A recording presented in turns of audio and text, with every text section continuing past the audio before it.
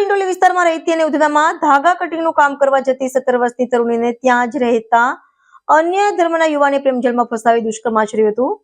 9 દિવસ અગાઉ તે તરુણીને બ્લેકમેલ કરી ઉત્તર પ્રદેશ ભગાડી ગયો હતો. જો કે ડિંડોલી પોલીસે તરુણીને રેલવે પોલીસની મદદથી શોધી કાઢી ચાલતી ટ્રેનમાંથી યુવાનને પણ ઝડપી લીધો હતો. મળતી માહિતી પ્રમાણે સુરતના ડિંડોલી વિસ્તારમાં રહેતા શ્રમજીવી પરિવારની 17 વર્ષની દીકરી ઉધના ખાતે એક ખાતામાં ધાગા કટિંગનું કામ કરવા માટે જતી હતી. તે જ ખાતામાં કામ કરતા અને ત્યાં જ રહેતા રફીકે તેને ગત નવેમ્બર 2024માં પોતાની પ્રેમજાળમાં ફસાવી અને તેને લગ્નની લાલચ આપી ગોપી તળાવ ખાતે ફરવા લઈ જઈ તેની મરજી વિરુદ્ધ દુષ્કર્મ આચર્યું. બાદમાં ગત 22મીના રોજ તે તરુણીને બ્લેકમેલ કરી ભગાડીને લઈ ગયો. આ અંગે તરુણીના પરિજને ડિંડોલી પોલીસમાં ફરિયાદ કરતા હરકતમાં આવેલી ડિંડોલી પોલીસે તરુણીનું લોકેશન મેળવતા તે ઉત્તર પ્રદેશ તરફ ટ્રેનમાં જતી હોવાનું જાણવા મળ્યું.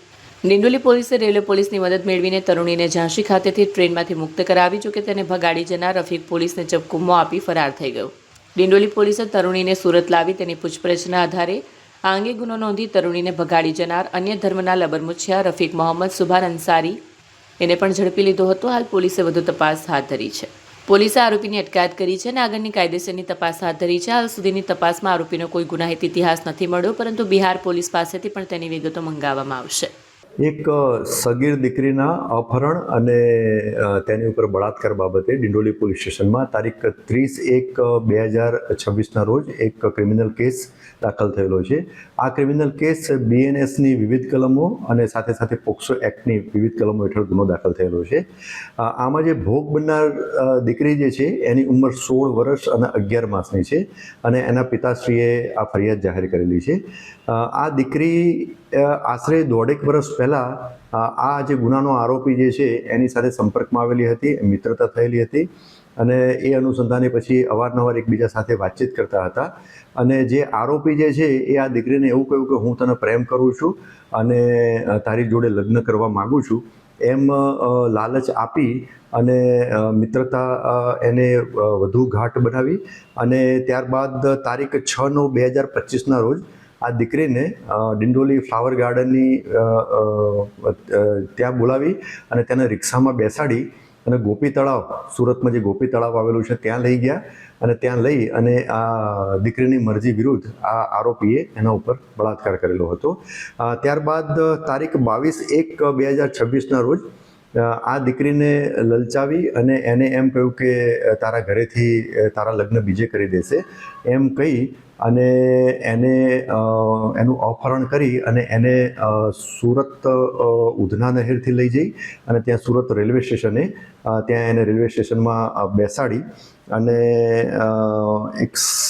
ત્યાં રેલવે સ્ટેશન બેસાડી એને ત્યાં ટિકિટ આપી અને સહરાસા એક્સપ્રેસ ટ્રેનમાં એને બેસવા જવાનું કહ્યું અને ત્યાંથી એને એમ કહ્યું કે તું મુઝફ્ફરનગર ત્યાં ઉતરી જજે.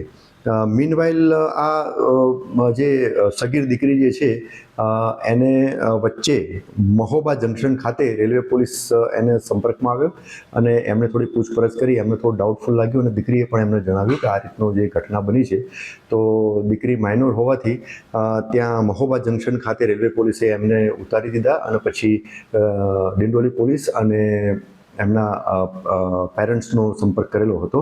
ત્યાંથી દીકરીને પછી એમના પેરેન્ટ્સ અહીંયા લઈ આવ્યા હતા અને આ જે દીકરી સાથે જે બળાત્કાર અને એનું અપહરણ કરીને લઈ ગયા હતા એ બાબતે ડિંડોલી પોલીસ સ્ટેશનમાં ગુનો દાખલ થયેલો છે. આરોપીનું નામ છે મોહમ્મદ રફીક મોહમ્મદ સુફાન અંસારી. એની ઉંમર વર્ષ 20 છે. એ મજૂરી કામ કરે છે અને એ plot number 2 Jadiya compound Krishna petrol pump પાસે ઉધના નહેર સલાબતપુરા સુરતનો રહેવાસી છે. મૂળ એ રહેવાસી છે ગામ કાંટા, તાલુકો ગાયઘાટ, જિલ્લો મુઝફ્ફરપુર, બિહારનો એ મૂળ રહેવાસી છે. આ જે આરોપી જે છે છેલ્લા 5 વર્ષથી અહીંયા એના પરિવાર સાથે રહે છે અને આ જે આરોપીને પોલીસે ડિટેન કરી લીધેલો છે અને એને ધરપકડ કરવાની કાર્યવાહી હાલમાં ચાલુ છે. હાલ સુધીની તપાસ દરમિયાન આ આરોપી વિરુદ્ધમાં કોઈ ક્રિમિનલ કેસ દાખલ થયેલાનું જણાઈ આવેલ નથી. તેમ છતાં આ ગુનાની તપાસ પ્રારંભિક તબક્કામાં છે અને આગળ કોઈ પણ કોઈક બીજા મુદ્દા અથવા તો કોઈ ગુનાહિત ઇતિહાસ જણાઈ આવશે બિહારમાંથી પણ એની ડિટેલ મંગાવવામાં આવશે. તો આ બાબતે વધુ હકીકતો શેર કરવા માંગુ છું.